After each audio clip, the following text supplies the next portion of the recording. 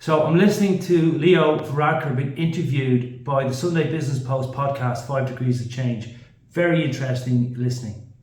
So most people don't like taxes, and carbon taxes going up obviously has had a significant impact on people, and that can't be dismissed.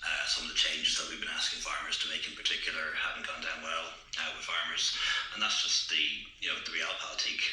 So here we're having Leo Varadkar admit that carbon tax is coming. So I think when you see demonstrable progress, you should acknowledge it, but not in order to engage in some sort of self-praise, but rather to spur you on and to show that this actually can be done.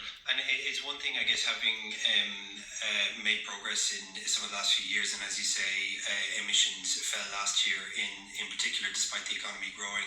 But it's another thing reaching what are very steep targets by the end of this decade, and your government did legislate for those targets. So here, Leo Varadkar, the ex-Taoiseach of Ireland, is talking about the legislation that's been brought in for 2030 for emissions targets. No one's talking about this coming up to this election this Friday. But what we've seen after the election in Denmark is farmers are going to be taxed 5 cents a litre for their carbon emissions and 70 cents a kilo for their beef emissions.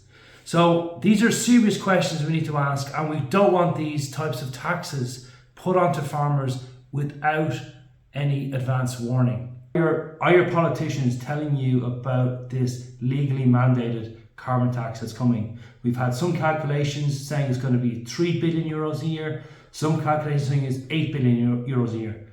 So you're going to have to pay this tax even if you're getting paid 25 cents a litre or 55 cents a litre. This tax is coming, but we need politicians to be honest about it and talk about it. Because it's in the legislation, it has to happen.